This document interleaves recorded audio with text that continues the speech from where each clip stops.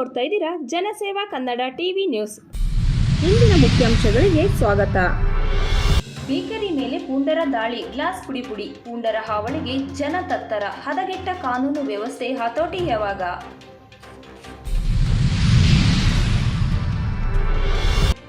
Lorry ಅಪಘಾತ, ಓರ್ವ ಸ್ಥಳದಲ್ಲೇ ಸಾವು, ಮತ್ತೊಬ್ಬನಿಗೆ ಗಾಯ.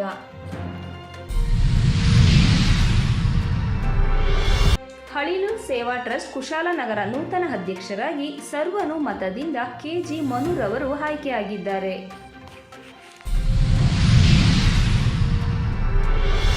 ಪ್ರಧಾನಿ ನರೇಂದ್ರ ಮೋದಿರವರು ಲೋಕಸಭೆ ಚುನಾವಣೆ 2024ರಲ್ಲಿ ಮೋದಿರವರು ಪವಿತ್ರ ಗಂಗೆಗೆ ಪೂಜೆ ಸಲ್ಲಿಸಿ ನಂತರ ಶುಭ ಮುಹೂರ್ತದಲ್ಲಿ ನಾಮಪತ್ರ ಸಲ್ಲಿಸಿದ್ದಾರೆ.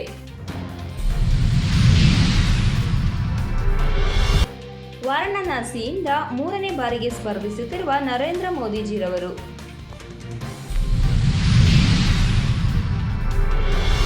ಭಾರತವು ಅತಿ ವೇಗವಾಗಿ ಬೆಳವಣಿಗೆಯಲ್ಲಿ ಮುಂದಾಗಿದೆ ಎಂದು ನಟಿ ರಶ್ಮಿಕಾ ಮಂದಣ್ಣ ಅಭಿಪ್ರಾಯಪಟ್ಟಿದ್ದಾರೆ. ಮಾಜಿ ಸಚಿವ ಹಾಗೂ ಹಾಲಿ ಶಾಸಕರಾದ ಎಚ್.ಡಿ. ರೇವಣ್ಣರವರು 6 ದಿನಗಳ ಕಾಲ ಜೈಲು ವಾಸ ಅನುಭವಿಸಿ ಬಿಡುಗಡೆಗೊಂಡ ಬೆನ್ನಲ್ಲೇ ದೇವಾಲಯಗಳ ಭೇಟಿಗೆ ಮುಂದಾಗಿದ್ದಾರೆ. ನೈಋತ್ಯ ಶಿಕ್ಷಕರ ಕ್ಷೇತ್ರದ ಜೆಡಿಎಸ್ ಅಭ್ಯರ್ಥಿ ಎಸ್.ಎನ್. ರೂಚೇಗೌಡರವರು ತಮ್ಮ ಬಳಿ 32 ಕೋಟಿ ರು ಹೆಚ್ಚು ಆಸ್ತಿ ಇದೆ ಎಂದು ಘೋಷಿಸಿದ್ದಾರೆ.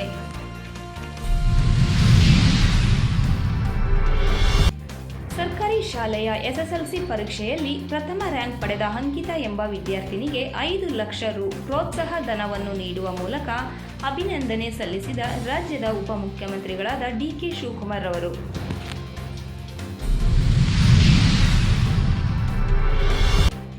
ಶ್ರೀ ಮಂಚಮ್ಮ ದೇವಿ ಗದ್ದಿಗೆ ಪ್ರತಿಷ್ಠಾಪನಾ ಪ್ರಾಣ ಪ್ರತಿಷ್ಠಾಪನಾ ಅಂಗವಾಗಿ ದಿನಾಂಕ 17/6/2024ರಂದು 3 ದಿನಗಳ ಕಾಲ ಅನ್ನ ಸಂತರ್ಪಣೆ ಏರ್ಪಡಿಸಲಾಗಿದೆ.